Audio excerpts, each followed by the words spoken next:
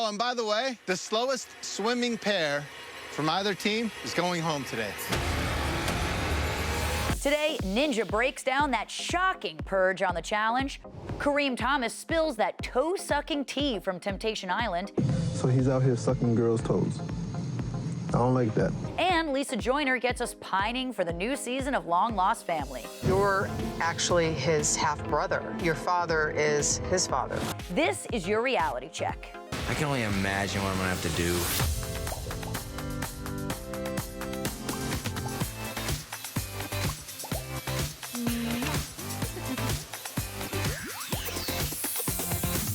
Happy Thursday, y'all. Welcome to the show. I'm Darren Carpet. With me today is People.com reality expert, the always incredible Dave Quinn. Hello. No toe sucking today, right? A toe-sucking tea will be had today. Okay, all right. It's very hard to say. I'm keeping my shoes on. I'm Well, just saying speaking that. of toe-sucking tea, you know what time it is. It's time for our top 5. At number 5, American Idol's Antonella Barba was sentenced today to 45 months in federal prison after pleading guilty in July to 10 drug charges. Her attorney, James Broccoletti, tells People she appeared in U.S. District Court in Norfolk, Virginia on Thursday, where she learned her punishment for trying to deliver nearly 2 pounds of fentanyl to a stash house in Virginia. Barba, who was also a former Fear Factor contestant, was initially arrested for intending to sell 100 grams or more of heroin. The reality star mom even testified that her daughter being voted off the singing competition show was devastating to her and led her down a primrose path. You know, what do you think about blaming reality TV for all of your troubles in the world? Well, I feel like a lot of people do it, and I can understand how hard it must be to live your life in the public eye and then have the pressure of expectations and judgments coming towards you. I have a lot of compassion for people who go through that, but you can't really blame getting voted off being the reason why this happened, right? I mean, if she would have won, the pressures of fame would have been there. You should be aware of some of that stuff before going in. What she's going through is really hard. I feel for her, but she certainly has a pretty troubled past. And like, you're signing up to do this, you know, no one's being like forced to sign into it. And also, if you're going on a competition show, most people are voted off. You know what I mean? Like, it's a common thing, but we definitely feel for her, and we don't want anything bad to happen to her for sure. At number 4,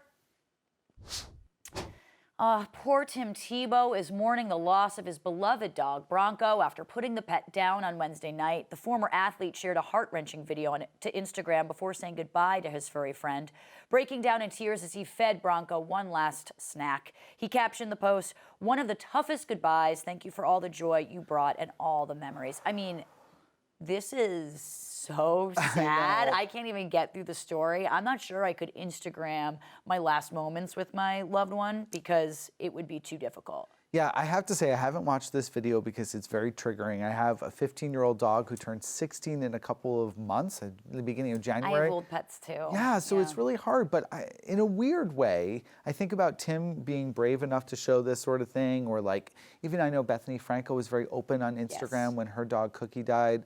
It's helpful, right? It reminds me that it's going to be okay, that these people have been able to get through it. I mean, the one last snack thing is just so sad. I know, and he's just sitting there being a good boy. And let us not forget Tinsley from The Real Housewives of New York. When her dog died, I mean, you know, she had no makeup on. She was full throttle, just mourning, and I felt for her so badly. And I know, it's really, really tough. I so hard to hear about this stuff. The only benefit to say in this situation is I know he's engaged, so there's a wedding coming up. There's hopefully happy times in the future for him, and maybe he can find another four-legged friend to walk down the aisle with him. Clearly he's a good dad, and that's what's most important. I have to remind myself, if you give the animal a good life, then it's all worth it in the end, even if it's a tragic day. Poor Tim, we're thinking of you. Yeah, at number 3, Lyndsey Chrisley is opening up about the tragic loss she endured. On Thursday's new episode of her Coffee and Convos podcast, the reality star confirmed that she had a miscarriage after the birth of her now 6.5-year-old son, Jackson. The mother of one, who has recently spoke about leaving her family drama behind her, talked about the possibility of another baby with husband Will Campbell on Instagram back in May, saying she's wondering what it would be like to have another little one. I mean, it's so beautiful to have her open up like this. Unfortunately, we see too many stories like this, but I do think it's empowering to see, right? Well, right. I mean, so many women go through it, and oftentimes they're told not to talk about it. And I think that 12-week mark that a lot of women feel like they can't necessarily tell people that they're pregnant, leads to kind of an invisible disease for women, right? They're not able to actually talk about it. They have to grieve in private. So I'm always happy when I hear, in a weird way, all these women speak out about it, because I know that they're helping other people feel like they are not alone in that dark, dark time. Yeah, it was interesting, actually, because at BravoCon, Ryan Serhant talked about his wife, Amelia, coming out with a children's book about IVF, because they don't really have children's book to talk about any like different types of adoption and this and that. And so I feel like almost creating something about miscarriage might make it a little bit more digestible for people. You know, it is tragic, but it also can be the hope for having a rainbow baby and things like that. Well, she can write it. She can write it. You can write it. Idea. You can write it, but I want the proceeds. At number 2, Jersey Shore's Sammy revealed on Wednesday that she and her fiancé Christian are launching a YouTube channel. The reality star told fans, "We're going to give you a look into our everyday life, traveling, cooking, and eating." Sammy promised to give fans the exclusive behind the scenes of their upcoming wedding. The couple released a teaser for their new channel, but are holding out on releasing their first full episode until they reach 50,000 subscribers. I mean, is YouTube the new reality show these days? I mean, it's always been, right? There's always been those reality shows on YouTube, but I'm kind of interested in this because I love Sammy Sweetheart. Of course. I miss her very, very much on Jersey Shore. She's still talked about on Jersey Shore. She's talked definitely about a lot. other character. Yeah, and I understand she doesn't want to be there because of her relationship with Ronnie, but lately Ronnie has been in a troubling experience. Who knows how long he's going to stay on the show. She seems to obviously be open to sharing her life in front of the cameras. I think this could maybe open the door for bringing her back. Do you think Ronnie is going to watch it? Ronnie is definitely going to watch it. Yeah, Ronnie is watching that show. Every day. Every day he wants to see what just as I think she's probably watched Jersey Shore to see what he's up to. You can't really let an ex go like that in the public eye. Especially not when it's in your face all the time. Yeah. Do you care that she's waiting to get 50,000 subscribers, or do you think she'll get it like that anyway? I think she'll get it like that in no time. Yeah, and like, she's gonna so be popular. Fine. But that's a smart concept. I'm going to start holding off from now on. Oh, with your content. Yes, I'm holding my content until I get more subscribers on Instagram. How's that? Dave, you're giving the people what we want, though. And at number 1, Carrie Ann Aneba stands by her choice to send James Vanderbeek home, even though it was a difficult decision. While speaking with the co-host of The Talk on Tuesday, the judge describes the hard decision to eliminate the actor, saying, "What he and his wife suffered is heartbreaking, and I have so much sadness in my heart for them." She went on to admit that the decision weighed so heavily on her that she became nauseous after the taping and even vomited when she went home. I mean, what do you make of this? Because on one hand, it's a competition show, right? But on the other hand, it's tragic, it's hard. I mean, even Allie wanted to give James the place that night. Like, it seemed like everyone was just like hoping for him. Well, I think it was tough. I mean, obviously James opened up about the thing that he and his family were mourning loss of their baby to be. So that was a really tough experience for everybody in the room. He's such a good dancer. He was such a, you know. I think it was shocking. Yeah, it was a shocking elimination. People really thought that he was going to make it. But for a judge like Carrie Ann, who's been in this for so long, to say that she was vomiting afterwards, like, that's big. That's big. That if it really affected her like that, that really must have been tough. Yeah, because at the same time, like, as much as you want emotions to affect the decision, it's a competition show and should be based on how you're dancing. Of course. But our heart goes out to James, of course. Oh, I know. I really wish that he was still in the show, but he'll get to dance in the finale. He will. He will. And, you know, he's already been in all of our hearts. Exactly. And he learned how to dance pretty good. We got to go to break. When we come back, we're going to be talking all about the purge with Ninja from MTV's The Challenge. Don't go anywhere.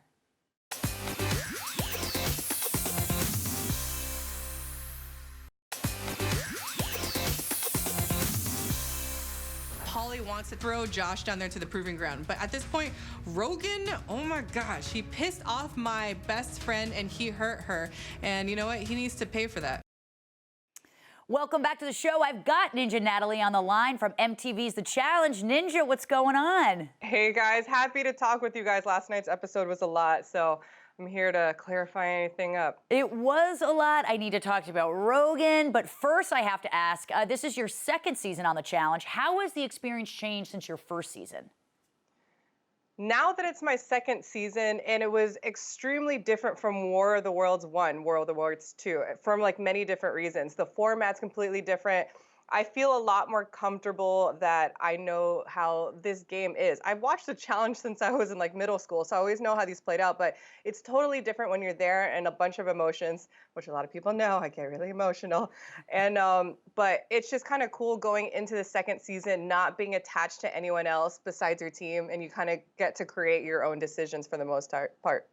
Let me just say before I move on, that competition where you were climbing and then you went against Laurel, then the Laurel like came back at you and then you won anyway. I was like, oh, that is awesome. Such good TV. You handled yourself with such composure and gravitas. So I got to give it up to you for that because that was very difficult to watch. I appreciate it. In those moments too, and it felt like an eternity. And we also had no idea what the heck was going on. So for everyone involved, even people on the stage, it showed a lot, and it was pretty gnarly all the way to the end. We had no idea. It really was, and it was such a symbol of how this season has actually been. You know, last night there was a very surprising turn of events, which resulted in a purge and an elimination. So let's get right into it. You were the speaker for Team US, and you were hell-bent on throwing Rogan in for doing Dee dirty in the last episode, which is where I thought you were going. But then we saw this conversation between the two of them. Let's take a look at that first.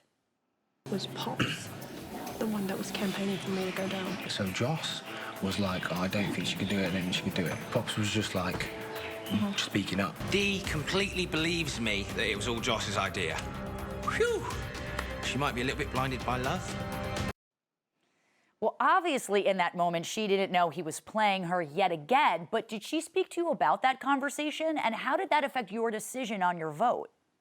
Right. Everything happened so fast, even from, it seemed like the day before, where CT told us at the table that, you know, the thought of Dee going down there was their option. And it just confused me so much. I'm like, we've been working together, you know, from each team in our alliance, and we stick really close. And all of a sudden you want to throw in Dee when even our own alliance takes power. So what makes him think, Rogan think that we're going to even vote Dee in, and Dee is my girl. So it's very difficult, that whole situation. But number one, I am always there for Dee. I always try to give her space for her to like kind of figure things out. And when she wants to come to me or wants to talk about something, I'm always there for her. So it was a tough decision because I was making the decision who was I going to throw down, Josh versus Rogan. And when it came down to it, I had a conversation with Dee that morning, which was really different than the evening when she had a talk with Rogan. And she said, you know, we talked about it. We're all right. We need to stick by our alliances. At that point, it was much more important. Do you know, now as a fan, you know, I'm watching this, so I kind of see, you know, where everything's going and not what you guys get to see. And now that we know that it was really Rogan who threw Dee in and kind of threw her under the bus and didn't believe her, did you know that at the time? Like, did you trust Rogan with Dee? I never really fully trusted Rogan. I always trust Dee 1000%, but it's one of those, I could give her my 2 cents. This whole season, I kept telling her, you can never trust a stripper and you got to keep your eye on the prize. And at the same time, you know, if he's taking advantage of her, take advantage of him. You know, this is a game. We all know why we're here. We're not here to fall in love. We're here to get $1 million.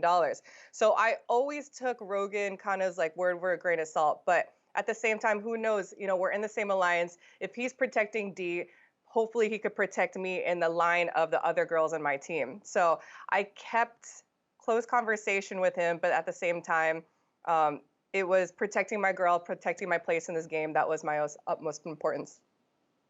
Well, what do you think now after looking back and kind of knowing it was all his idea? Do you hate him a little bit? Oh, Rogan is trash now. I mean, it's like, he's a friend, yes, but when it comes to the game, I don't know if I could trust him ever again. Because we know, I mean, he's motivated by money, as we all are, but apparently his morals are a little bit lower on the importance than the rest of us. I have a feeling it's going to come back to bite him in the ass, but I want to talk to you about the person you actually did vote for, who's Josh. Why did it take so long for Team United States to throw Josh in? I mean, he was the first person to go against the grain and choose someone from his own team when he got Wes eliminated. Right. I actually applaud Josh for lasting this long in the game because from day one, he's been stirring that pot and creating this kind of divide within our team, especially when he was the one person that blindsided everyone and voted Wes down there with Bear. So this whole season, I was actually quite impressed as much as he started the fights and how much he got involved in and how well he survived this whole season. But when it came down to it, we had different options on who we could vote down. It was basically anyone that wasn't in our alliance. It didn't matter whose team you are. So that's why Josh was on the table. Zach was on the table. Jordan was always our number one target. So he was already down there. So it was kind of just now taking a look at who do we want in the final. Now, you got to give it up to Jordan for killing it against Josh. I mean, I'm assuming you thought Josh was going to come back once you saw what the challenge was, right? Right. All of us actually thought, it was like, this is the moment where we could get Jordan out of the house. But you know what? I give 1,000 props to Jordan. He even though he may kind of in the house, he's not the most pleasurable to live around, but damn, this proves that brain has so much more power over strength and kind of mass. And the way he read Josh in that elimination was amazing. I give him so much props for that. Now, listen, I know you have your alliances, right? And I know that you're very loyal. But if it was a proving ground and it was like a couple off between Jordan and Tori and Cara Maria and Paulie, who are you putting your money on? This is the crazy thing about the challenge. You could always have your chips voted on a specific person, and depending on what elimination is, but you never know. What I've learned, especially with the whole elimination between Jenny and Tori, is that everyone thought Jenny was going to dominate because she's so much bigger, but it comes down to heart, really. And it comes down who's really motivated, who's most focused in the game, and to freaking get down there and gritty. But if it was a battle between Tori, Jordan, and Cara and Paulie, I mean, I want Paulie and Cara to come back, but I want to see, I don't want it to be an easy battle, that's for sure. I don't think it would be an easy battle. What do you think makes them such strong competitors in this game, specifically Jordan? They are really strong competitors because they are built for this kind of game. Not only is he physically strong, and what we learn is that he may not look like he's the most yoked dude, but damn, he has endurance and he has great strategy.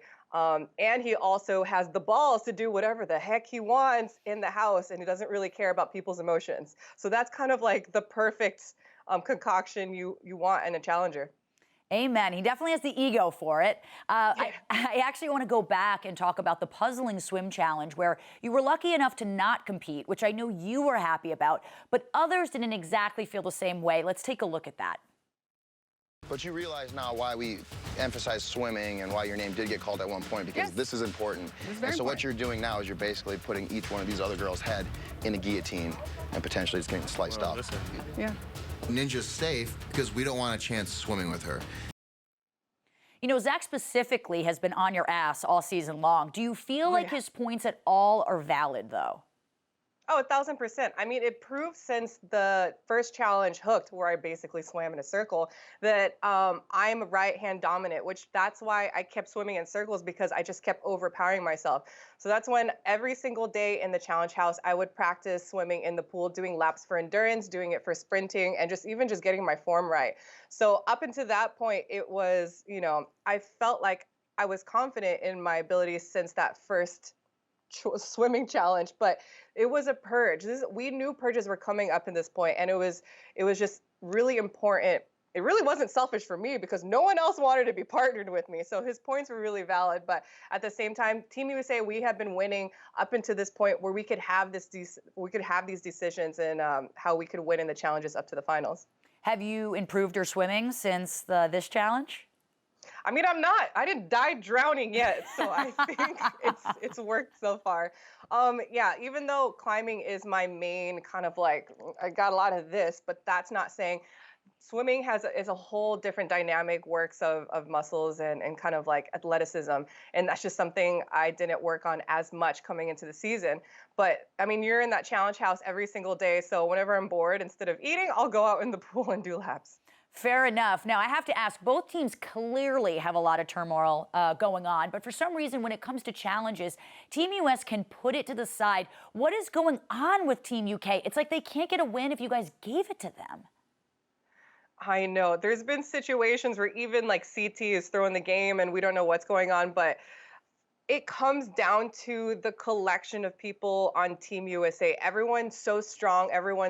And especially our veterans, they know how to predict situations in each of these challenges. And the good thing is, I think we read each other, we read the teammates, not just ourselves, but how we work together, how we work individually, and kind of utilizing our strengths to get these challenges. But at this point, it's kind of just laughable that we just keep winning. So at this point, it's we make our strategic moves, assuming we're going to win first. And if not, we'll figure it out. Well, that seems to be how the season's playing out. Now, TJ said there would be a purge, and in the end, Joss and Kaylee didn't make the cut. But I think what was more surprising to viewers was Leroy's reaction to being safe. Right. Let's take a look at that. Joss and Kaylee. What the? My emotions just take over. Just tears of like joy, thanking God, because not only did I want it for myself, but I really wanted it for Cam. I did it, and I'm still in the game. This might really be my season to win. You know what I love about this show is honestly how real it is, and it's a team sport, but really it's about the individual at the end of the day. And what was it like seeing Lee be so emotional in that moment, especially because Cam didn't have to go home? Yeah, I'm the biggest cheerleader for Lee because I've been watching this guy on TV since I was younger, and Lee hasn't really had the winning streak as like a lot of people know, and it's been a huge decision for him to come to us in this alliance because Johnny's wasn't with us day one, but now he's making his own decisions, and I'm the biggest fan of Cam Lee. I'm roommates with them. I see them every morning. They have the most ridiculous progression of relationship up until this point, but I'm so happy I've been friends with Leroy, and he's been practicing on his swimming too. So we actually had no idea. It was so close cut, and people were jumping off the platforms at different times. So we honestly thought that Lee and Cam were going to go home. So that was true emotion for him and all of us. It was so sweet to see. Now, I have to ask, do you think Joss and Kaylee's purge was their karma for what they did to Georgia? Because Georgia, she got eliminated pretty quick. Yeah, what we've learned this season with World Awards 2 is that karma is the biggest theme of this game. I mean, it comes down to it just started off with the whole, Laurel freaking out and actually didn't end up winning. But now karma hits back again with Kaylee voting in Georgia and Georgia going home. And now Kaylee's going home too. So everything comes back to bite you in the butt eventually. That it does. Well, listen, we have to take a quick break, but more with Ninja after the break. Stay tuned.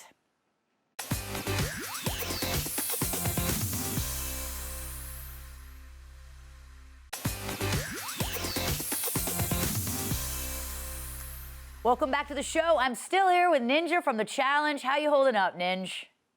Holding on. That's what I figured. Holding up. Ninja, I can't have you come on the show and not put you in the hot seat. So right now we're going to give you our own little challenge with a game we like to call Cast on Blast.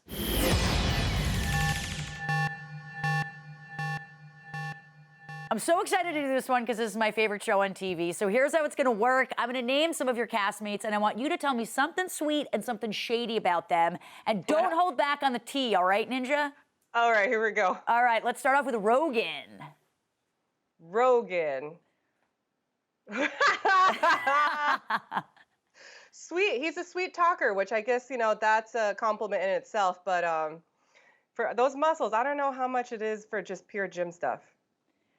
Interesting. So that's your something shady. Okay. What about Josh? Josh, he, if he gets on his good side, he is a huge sweetheart. But, his negative thing is that people think he's too emotional. It kind of is. But at the same time, it's what makes him really passionate. But if you're hanging out with Josh, you have to bring your tissues with you. And someone you guys have been gunning for all season. How about Jordan? Jordan. He is a great teammate. He knows how to strategize, and he'll win it with you, for you. But damn, I do not take his kind of like words of encouragement. He's kind of those people at the gym be like, come on, you piece of trash. You're worth nothing. Work harder. Who do you think is the best like motivator? Like if you had to partner with anyone on War of the Worlds right now, who would it be? It would be between, I got lucky because I partnered with him, it'd be Pauly and Turbo, because they have the right amount of aggression to push you further, but at the same time know when you need like help and know when it needs to be a little bit quieter, but they will push you to the ends of the earth. They're aggressive gentlemen, I would like to say. Aggressive gentlemen, that's for sure. What about, I mean, you did flip out on Turbo a little bit, even though we did win the challenge for you last season. I can't, let's not forget that, but he is a good partner. He is a good partner. What about Tori? Tori, she's the one that has like the purest heart and has like really good intention. But when you push her against the wall, she turns into a beast. The negative thing for me, it's negative. I'm like, how could you stay with someone who, is like who like talks down to people? But then again, I feel like Tori is that kind of person that like loves to help people find their fullest potential in the sense that for being a good person. So her being with Jordan, I think it's something really I wouldn't do, but it's beautiful for them. Would you rather date Jordan or Rogan? Oh God, is this a kill Mary kind of thing? Yes. Oh God, that's a hard one. Maybe if I could be in like those relationships where like I just spend majority of my time of the year traveling, I'd marry Rogan, and then yeah, I'll marry Rogan. Wow, okay, I wasn't expecting that. All right. But let's go back to the game. What about CT or Pops, as you guys like to say? Pops. Pops is a legend. It's one of those, when you see his history from Real World and Challenge, he has so much aggression. He fights a lot, but for some reason, you just want to root for him all the time. And in the negative bit of it, he's going to play the game for himself. So even though he may say like, you could trust me. You could probably trust him one day, but you don't know if you could trust him tomorrow. What about Paulie? Paulie. Walls. Paulie, he is a great partner. He like has a really good ability of knowing your strengths and your weaknesses to help you through your weaknesses. But at the same time, his aggression could get the better of him in the sense that if someone probes him, he's easily probable. So like if someone pushes him against a wall, he has to fight to defend himself. Sometimes too much. Do you think Paulie and Cara Maria are a good match for each other? I haven't known Cara before War of the Worlds 1, but knowing her from this season, she really needs a partner like Paulie right now, because I feel like Paulie really does kind of like help her and remind her that she has all this potential that she still needs to unleash. And I think Cara's kind of still holding it back just from, all these challenges and all this stress, but Paulie's there to kind of help her out. So maybe they make a good match. Maybe they make a good match. It's a weird match for the normal people. It's not everyone's cup of tea, but for them, it's a good match. They get each other. Exactly. What about Zach? Zach. I never liked Zach, especially from season 1, just because. I mean, we're just two completely opposite people, where I always try to find the best in people. He always tries to find the worst in people. And I don't think that we never really got along. We got one conversation of him apologizing to me, who I really appreciated, but it seemed really empty because for the rest of the season, he just called me trash to my face. That is correct, he did. Although he's a strong competitor when it comes to performing, how do you think you would have fared with him as a partner all season if that was forced upon you? If he was my partner, I still feel like Zach would give it his 1000%, but he will complain the whole way. So it's an interesting mix. He is a very strong player. He'll push it out, but he just won't be nice. Which, I mean, I'm used to it now. So it's that's what I asked for being on the challenge. It's interesting because a lot of the strongest competitors this season, unlike previous seasons, have really been eliminated early on or have gone in, right, to challenge really quickly. Who do you think is the biggest layup this season? The biggest layup this season. Currently, that's still here right now? Yeah. Even though Kaylee was in my alliance, I think she did a very good job of preparing herself to have these powerful alliances. Joss they were together, they're best friends, and Cam, they're best friends. So even though Kaylee may not seem like she punches it out, she is still strong, but she kind of shaves underneath the radar. And it's actually impressive that she got up to the game up to this point. And this season, more than other seasons, has really set a precedent for strength in numbers, I would say, and that's how the alliances are really playing out. But because your alliance is so massive, especially with the numbers dwindling week to week, you're kind of creating underdogs out of everyone else. Did you ever think that you were going to create an underdog out of Tori and Jordan? I know. I mean, the whole plan, it's one of our main plans. We always have X, Y, Z, and each one of us give our own bits and scenarios being in this alliance, that's why I love this alliance, because there's not one leader. Everyone has their 2 cents. Also because we all have our different person on the other side. D is my perspective. Cam has Kaylee, and Paulie has his bros. So having that kind of dynamic, it was really interesting to kind of play both sides. Before I let you go, I have to ask, because I know, I said Zach's been on your ass all weekend, but you did choose him to be in the tribunal. Why? Is it a matter of keeping your enemies sort of close, or did you want to break that bond even closer? What was going on there? there was always a constant battle of Zach saying like the team of layups, the team of layups. But honestly, Zach was the only one out of the other Lions on our squad compared to Josh that would still work with us. You know, we're still having conversations about the final and stuff like that. But yet Josh the whole time just like keeps going with his negativity and berating, be like, oh, like Harris Colt and this XYZ. Where Zach was a little more quiet and he actually like talked to us about strategy of the game and the finals and the current challenges. Well, Ninja, thank you so much for chatting with us today. Thank you, guys. Appreciate it. We're rooting for you. Be sure to watch the Challenge War of the Worlds 2 Wednesday nights at 9/8 Central on MTV. Up next, Dave Quinn will be back, and we're headed to Temptation Island with Kareem Thomas. Stay tuned.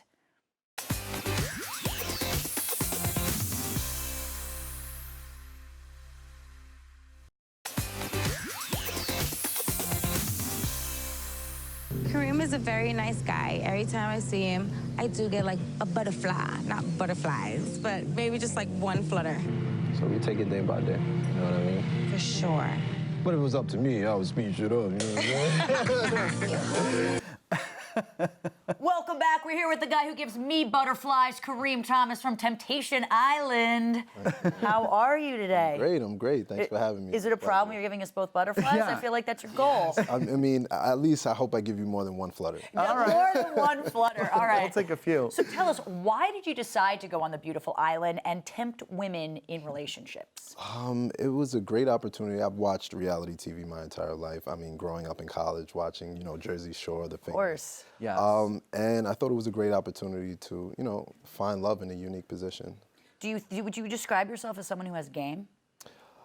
I wouldn't call it game. I guess it's just me. It's just you. You have that natural swagger. Yeah, I guess you can say that, yeah. Yeah. We had a couple of ladies from Temptation Island here on the couch. Was that last week? Yes, it was last week. And they told us that they learned so much about relationships from the show. I want to know what you learned about relationships from the experience. Patience. I think that was the biggest thing I took away from that whole experience. Just really being patient with the women, the 4 women in the house. It was an emotional roller coaster for them. So just understanding that they're going through something, we're all going through something, and just being patient with them throughout the entire experience. Do you think it helps be a better listener? Because that's so key in a relationship. Absolutely. As you can see with Sonic, I had to listen a lot. Yeah, yes. Yes. Well, you've gotten quite close with her. From that clip we played earlier, we want to know, how things progress faster. At this point, how would you describe your feelings for her, and what is it about her that draws you in? It was definitely Sonic's personality. I think her personality was very unique. She was definitely different from the 4 girls in the other 3 girls in the house. But what really stood out to me was she was respectful. She had a lot of confidence in who she was. Love that. And she wasn't scared to show it. Those are great qualities in someone. I know, I like that. I'm kind of bad about those things. Well, Dave, we're gonna get you on Temptation Island, okay? We promise. do it. Last week's episode started where the last ended, with Asonica learning about her boyfriend Gavin's toe fetish. Oh my God. We gotta watch this. Gavin was fucking fool! Okay, what do you? Okay, let's start off Wow. fresh. What do you make of this? I thought it was weird, to be honest. I think they had a scene where I was actually talking to Sonic about it, and I said I didn't like that. I thought that was like extremely weird. I mean, he hasn't really built a connection in the house, but he was sucking toes. But I mean, hey, maybe he has a thing for toes, and I'm not sure. But yeah, I thought it was weird. Feels very personal. Yeah, Especially very. when you do in front of other people. You know what yeah, I mean? Like yeah. behind closed doors is one thing, but in front of everyone. Right. How did that sort of make her feel, though? Yeah. I think she was embarrassed, to say Really? the least. Yeah, I mean, I didn't think she was expecting something like that to happen. So it made her feel really embarrassed. Obviously, she watched it in front of 3 other girls in the house, so it was just embarrassing, I would say, to say the least. I could see that. Yeah. Well, I love in the episode you kind of help the ladies lift their spirits after the bonfire with an ABC party. Oh, yeah. So what does ABC actually stand for? Anything but clothes. Okay. Yes. We need to have that on Reality Check. Nope, I'll come in calling like HR. What? Definitely calling HR on that one. Dave, whose idea was it to get this party started in the first place? It looked kind of wild. The guys. Of course. Yeah. But the surprisingly, when they came back, they were in a much better mood. The first few bonfires, they were pretty disappointed and sad and emotional, but coming back from this one, they were ready to party.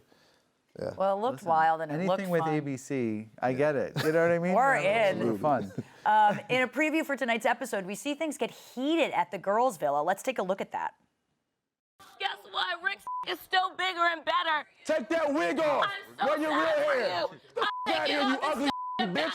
Get out of here. This is exactly who you are, and I love it. Bitch, shut your ass up. Ooh, it is. You're shaking your head at this. Can you tell us about this? Oh, man. Yeah, tell us about this incident.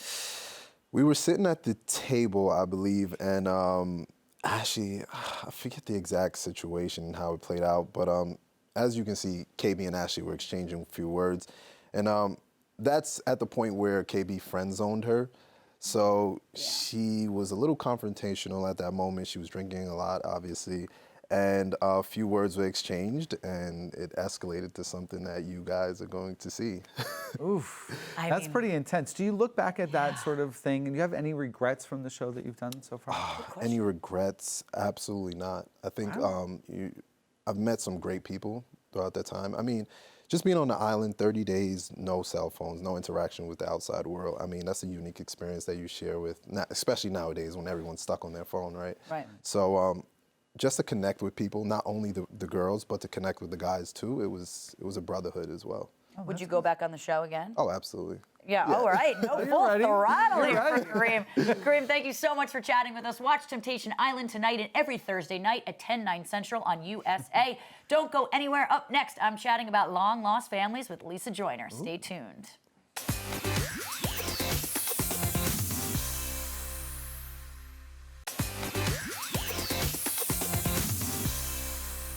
Are you prepared for an outcome where they don't want to be found?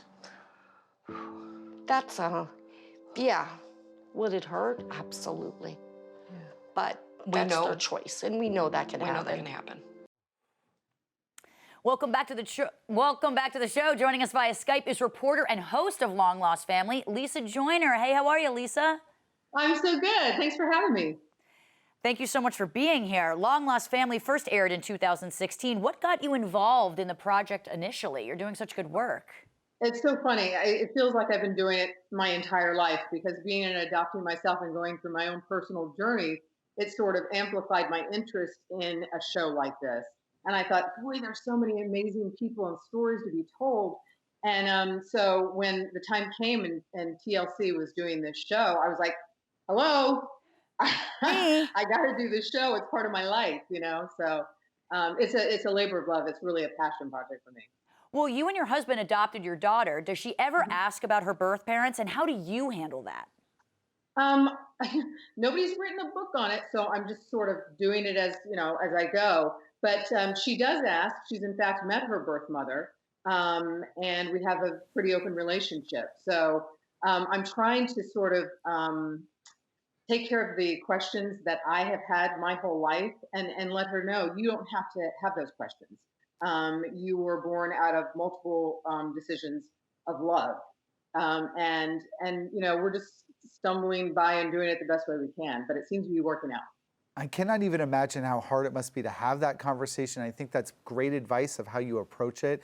Since the first season of the show, the popularity of at-home DNA tests like Ancestry.com has skyrocketed. How has this affected the show and your investigative process?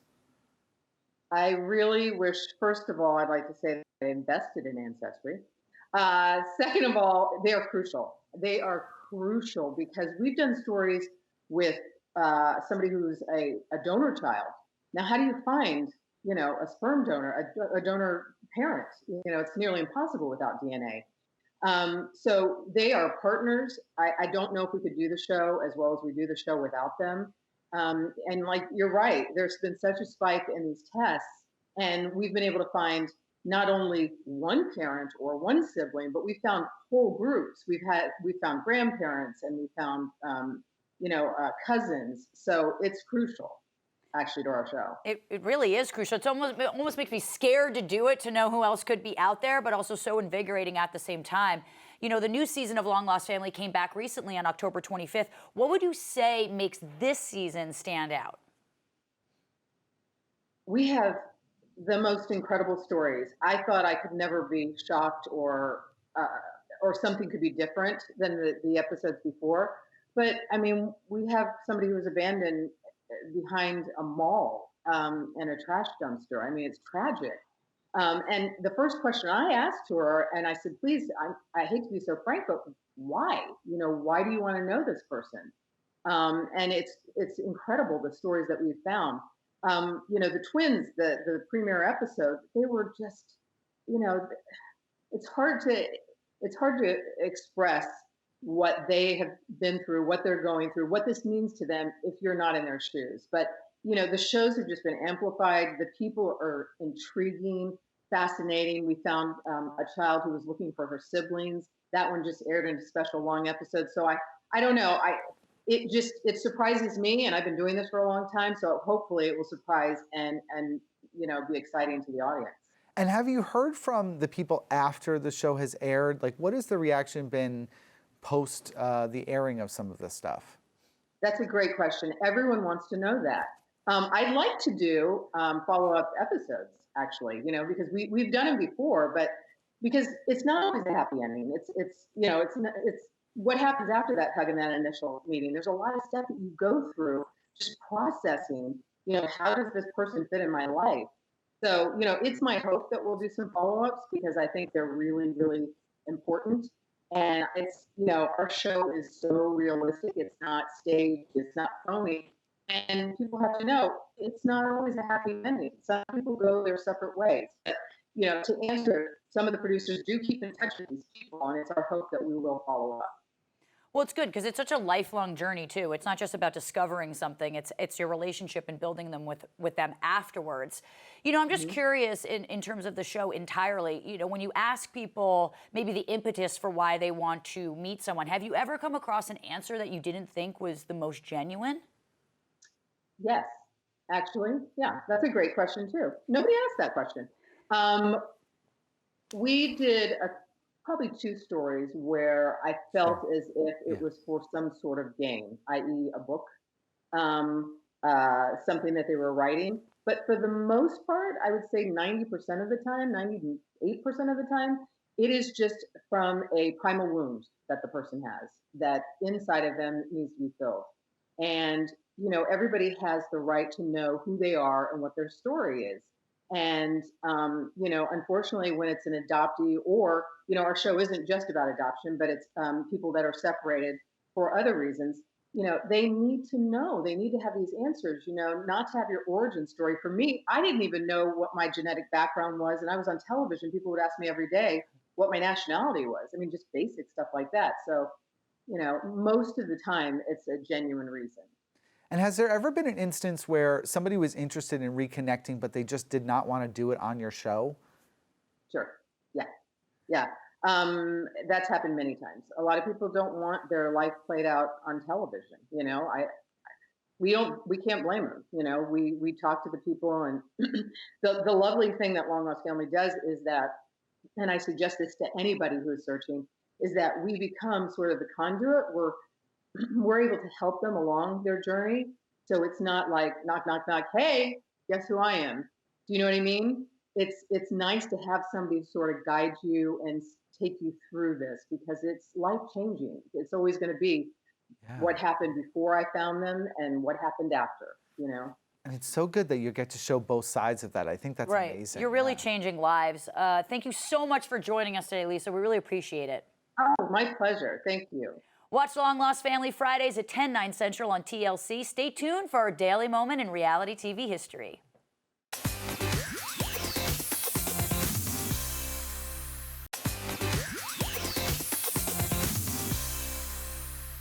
Well, that's it for today. Dave, did you have fun with me today? I had such a good time. It's almost like it never happened. Oh my God! I thought it went by like that. I thought it was more memorable than that. Big thanks to Ninja Natalie Kareem Thomas and Lisa Joyner for making the show so much fun. Make sure you're following @People on Twitter so you can catch the latest episode of Reality Check, which streams Monday through Thursday at 4:30 p.m. Eastern. To wrap out our show in the week, here's a surreal moment in reality TV history.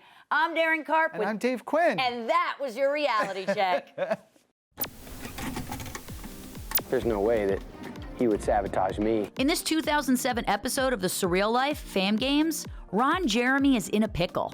He's made a secret pact with both Vanilla Ice and Peppa to vote the other one off. He votes she votes he, I vote me, tie score. He needs a three-way tie to start over without any alliances, so Ron plans on voting against himself. Ron, those are your 2 chips, and they contain the names of Peppa and Rob. Until he finds out he can't. No one said the night before I couldn't vote for me. Now, like, just literally flipping out myself. I'm really panicking. Forced to choose, Ron votes off Vanilla. Really? Who was rather disappointed by the betrayal. Rob! Enjoy yourself. Ron's choice and Vanilla's reaction make this one of the greatest moments in reality history. And boy, Ice Ice Baby was hot, hot, hot. Backstabber!